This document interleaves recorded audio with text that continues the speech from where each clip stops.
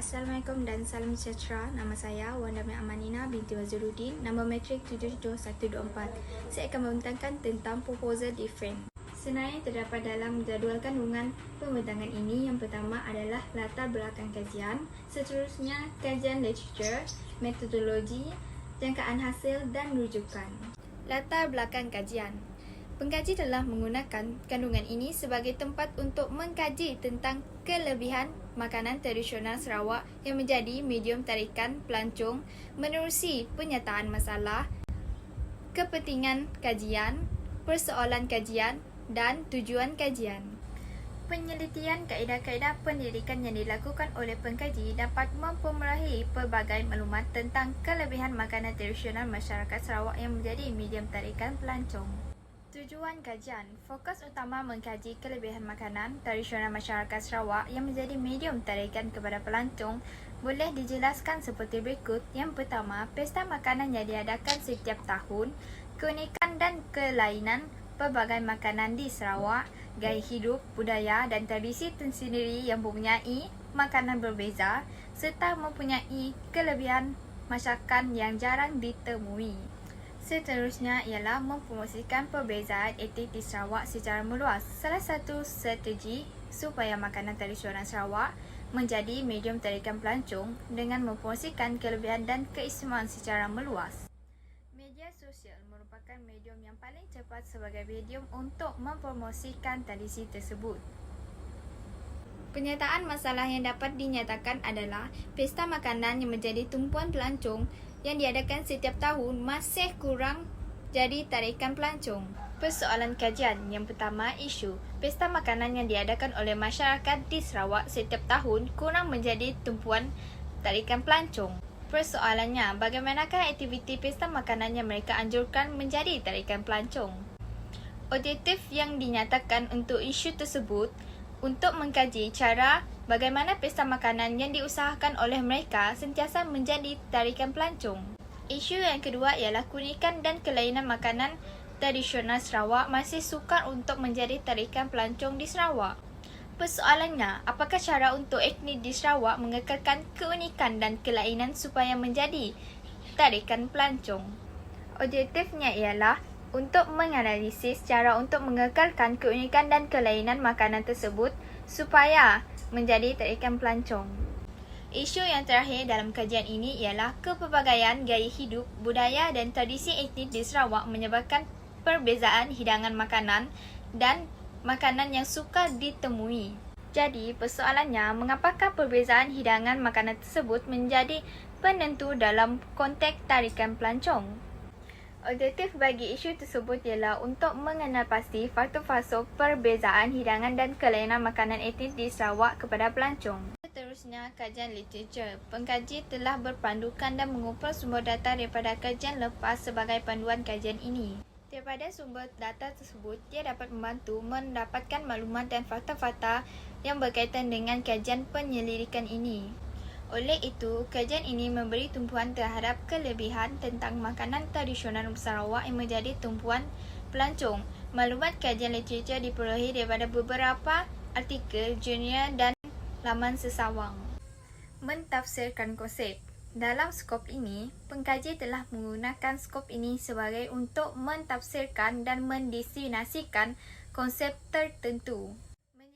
Teori yang ada untuk menyokong pemboleh ubah. Dalam skop ini, pengkaji telah menggunakan beberapa definisi yang diperolehi daripada pembacaan, jurnal dan laman sesawang yang lain untuk menyokong teori yang ada dan menyokong teori pemboleh ubah serta meletakkan definisi pada pendapatnya sendiri.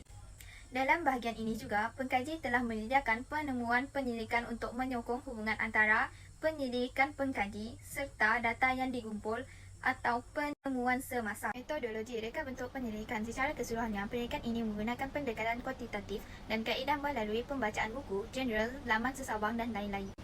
Semua maklumat yang didapati dan diperolehi akan dianalisis terlebih dahulu sebelum dilakukan dalam kajian ini.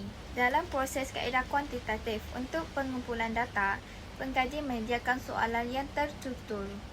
Dalam proses kaedah kuantitatif, pengkaji menyediakan soalan kajian yang terstruktur untuk pengumpulan data. Bagi pengumpulan data, pengkaji membuat soalan alternatif untuk borang soal selidik. Bentuk persimpulan.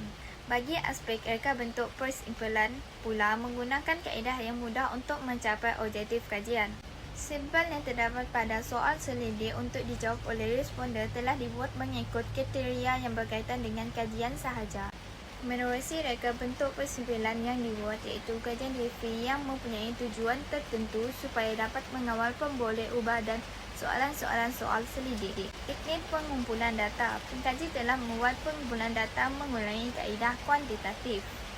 Teknik tersebut membantu pengkaji menjalankan pengumpulan data untuk mencapai objektif kajian. Pengkaji menggunakan kaedah borang kaji soal selidik melalui Google Form untuk diedarkan kepada responden. Borang soal selidik mempunyai 4 bahagian iaitu bahagian A, bahagian B, bahagian C dan bahagian D. Bahagian A pada soal selidik kajian mengandungi mengenai maklumat demografi responden. Pada bahagian B pula ialah faktor-faktor yang menyebabkan makanan tradisional di Sarawak menjadi tarikan pelancong. Seterusnya ialah bahagian C yang berkaitan dengan punca-punca mengapakah adanya perbezaan makanan tersebut yang menjadi penentu dalam konteks tarikan pelancong. Akhir sekali ialah bahagian D yang berkaitan dengan cara-cara untuk etnik di Sarawak mengekalkan keunikan dan kelengan makanan mereka supaya menjadi pilihan pelancong. Jadi, kaedah ini dapat membantu pengkaji melihat kebenaran berkaitan dengan kajian yang telah dijalankan. Pengkaji telah menggunakan kaedah kuantitatif untuk mengumpul data yang diperoleh melalui soal selidik menggunakan Google Form dan mengkaji menggunakan dokumentasi lapangan. Jangkaan hasil. Bahagian ini, pengkaji mengharapkan tentang dapatan kajian dan penganalisian data yang didapati melalui kajian metodologi yang telah dijalankan melalui maklum balas daripada responden terhadap dapat menjawab semua persoalan yang terdapat dalam kajian ini. Pengkaji mengharap kajian ini dapat mencapai objektif yang telah ditetapkan dan menyelesaikan permasalahan yang terdapat dalam isu yang ditimbulkan.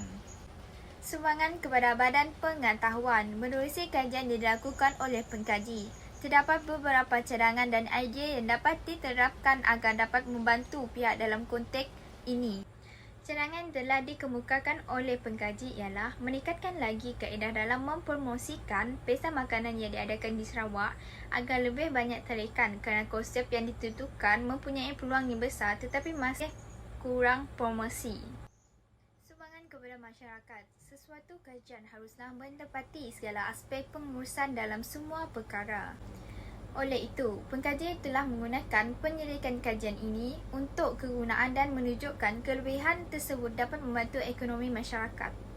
Pengkaji menggunakan kajian ini untuk membuktikan kelebihan makanan tradisional di Sarawak mampu menjadi medium tarikan pelancong supaya dapat meningkatkan jualan ekonomi negeri Sarawak, malah membantu membuka ruang kepada masyarakat di Sarawak untuk menggunakan kelebihan ini sebagai medium tarikan pelancong untuk datang ke tempat mereka. Dalam kajian ini juga, pengkaji hanyalah mengikut kepada permasalahan, objektif serta konsep kajian sahaja agar tidak menyejaskan apa-apa ketentuan hanya sebagai faktor-faktor melalui pemerhatian, soal selidik dan bahan bacaan. Bagi kajian ini, pengkaji telah banyak menggunakan bacaan daripada jurnal atau laman web yang berkaitan dengan kajian sahaja. Sekian, terima kasih.